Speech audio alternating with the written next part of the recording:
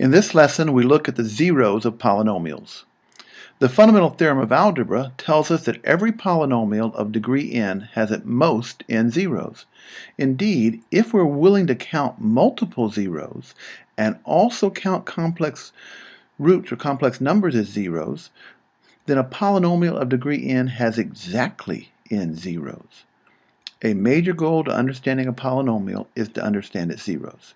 Each zero, let's call it c, corresponds to a factor, x minus c. So understanding the zeros of a polynomial is equivalent to completely factoring the polynomial. Let's look at this polynomial graphed here. From the graph, we can see the number of turning points and the degree and the zeros. If you look at, given that information, can we write out the polynomial exactly? This graph has two turning points. It goes up from the left, turns around and goes down for a little bit, then turns around again and goes back up.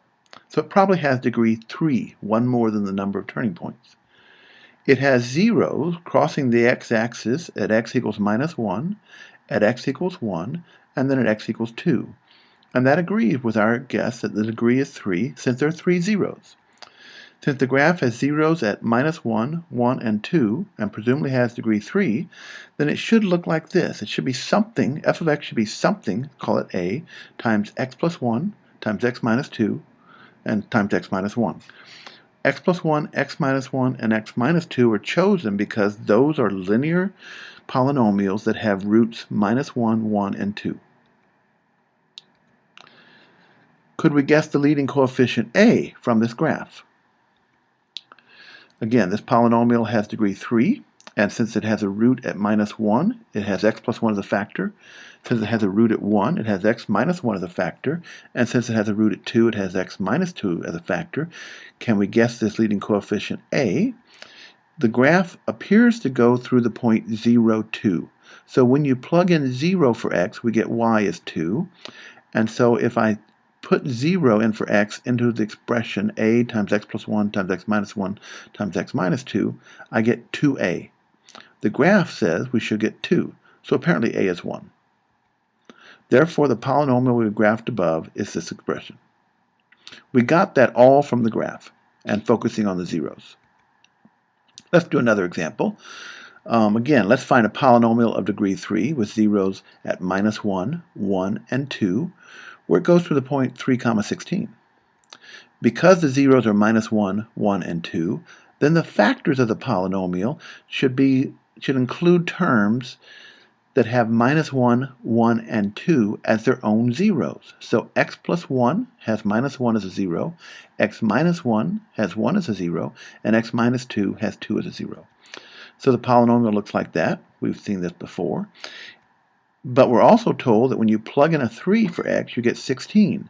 So on the right, I've plugged in 3 for x and gotten a times 3 plus 1 times 3 minus 2 times 3 minus 2. In other words, I get 8a. If 8a is 16, what is a? A must be 2.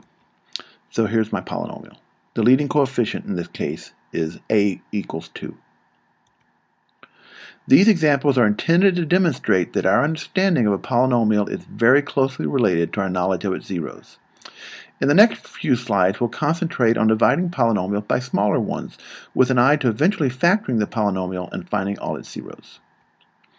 The division algorithm for polynomials promises that if we divide a polynomial by another polynomial, then we can do this in such a way that the remainder is a polynomial with degree smaller than that of the divisor. Let's first look at the division algorithm for integers before we look at the division algorithm for polynomials. Suppose you want to divide 23 by 5. We probably did this in grade school. Notice that 5 goes into 23 at most 4 times, and that 20 is 5 times 4. So we can take 20 away from 23, leaving a remainder of 3. We write this, at least in the United States, as a long division problem in the following form. There we've divided 5 into 23 and put the quotient 4 on top, subtracted 20, and have a remainder of 3 at the bottom. We say that dividing 5 into 23 leaves a quotient of 4 and a remainder of 3. There are equivalent ways to write this. If when you divide 23 by 5, you get a quotient of 4 and a remainder of 3, we can interpret that as saying 23 fifths is 4 plus leftover 3 fifths. Or 23 is 4 times 5 plus 3. Let's do a more complicated example. Suppose we want to divide 231 by 5. We could first divide 23 by 5 as before, and note that 5 goes into 23 4 times. If 5 goes into 23 4 times, then 5 goes into 230 at least 40 times. If we use our 40 as a temporary quotient, we have a remainder of 31. However, this remainder 31 is at least as big as the divisor 5. In fact, it's quite a bit bigger. We can divide 5 into 31 a few more times, 6 more times, and get a remainder of 1. Here's how we write it out using long division. We're dividing 5 into 231. 4 goes into 23. 5 goes into 23 4 times, so we have that 20 underneath, which we added a 0 to. Got a remainder of 31. And continue to do our division, dividing 5 into 31 6 times to get a remainder of 1. So the quotient here is not 4 or 40, but 40 plus 6. So 31 divided by 5 leaves a quotient of 46 and a remainder of 1. We can say that 231 fifths is the same as 46 plus a fifth, or we can say that 231 is 46 fives plus 1. This is the division algorithm for integers. We're going to replicate this for polynomials. We'll do these same computations with polynomials. Let's divide this polynomial of 4th degree by x squared plus x plus 2. We can write this as a long division problem. I'm going to put the polynomial 2x to the 4th minus 3x cubed plus 5x minus 36 on the right, and on the left I'm going to put x squared plus x plus 2. We're dividing the polynomial of degree 2 on the left into that polynomial of degree 4, and this is supposed to look like our long division with integers. To keep things simple, we focus on the leading parts of the problem, the leading coefficients. If we just try to divide 2x to the 4th by x squared, we should get 2x squared. So we'll use 2x squared as our first guess at our quotient. Just as before, we used 4 or 40 as our first guess at the quotient when we were dividing 231 by 5. So we write that out this way.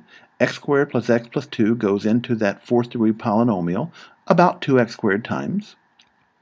Multiply the divisor, x squared plus x plus 2, by that quotient to obtain a new polynomial. And as we did before, that polynomial should go underneath and be subtracted off. So if we take our quotient 2x squared times our divisor, x squared plus x plus 2, we get that 2x to the 4th plus 2x cubed plus 4x squared, and we're subtracting that off. We have this new remainder that begins minus 5x cubed. Are we done? No. We still can do some more dividing. In our long division of 231 by 5, we got a temporary remainder of 31, which was larger than our divisor, 5, and so we divided again, dividing 5 into this new remainder to get a better one. In a similar way, here our remainder is also larger than the divisor. The remainder has larger degree, and so we can divide it again. Since minus 5x cubed divided by x squared is minus 5x, we guess that x squared plus x plus 2 goes into this temporary remainder about minus 5x times. So this gives another layer, another line of our long division. Once again, multiply the divisor x squared plus x plus 2 times that new quotient minus 5x to get a line minus 5x cubed minus 5x squared minus 10x, and subtract that to get a new remainder. And so we've now done 2 steps and we have a new remainder. This new remainder is x squared plus 15x minus 36. It has degree at least as big as our divisor, so we're not done.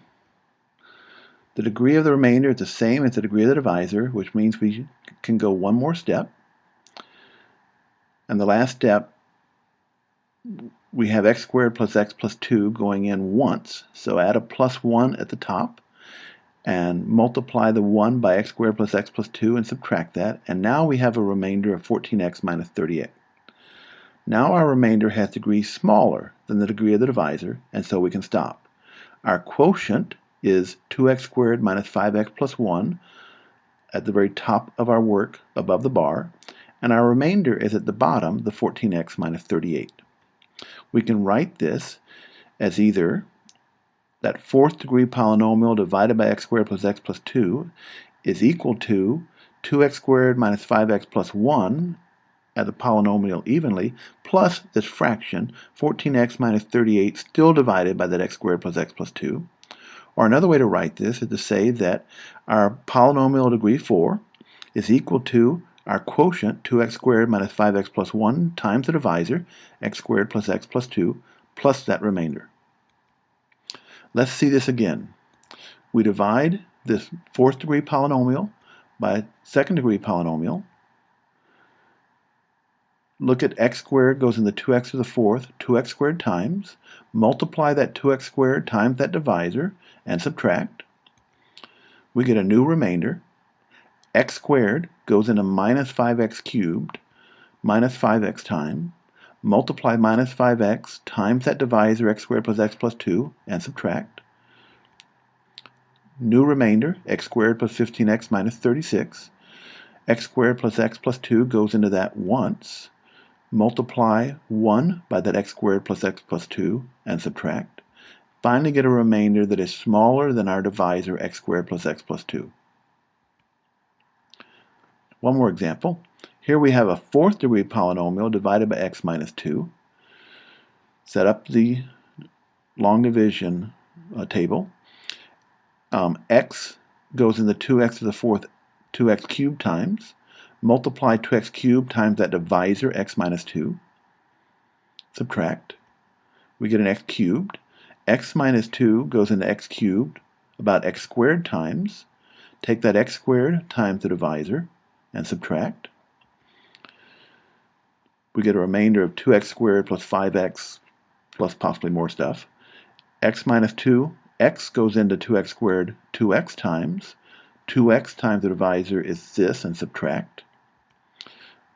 Remainder 9x minus 36. X goes into 9x 9 times. Multiply 9 times our divisor and subtract. There's our remainder. Our remainder has degree smaller than the divisor, so we can stop. So we've discovered that when you divide that fourth degree polynomial by x minus 2, you get this cubic, 2x cubed plus x squared plus 2x plus 9, minus 18 still divided by x minus 2. Or to put it another way, that fourth degree polynomial is equal to this cubic times x minus 2 plus a remainder of minus 18. We summarize our work in this section by explicitly stating the division algorithm as a theorem.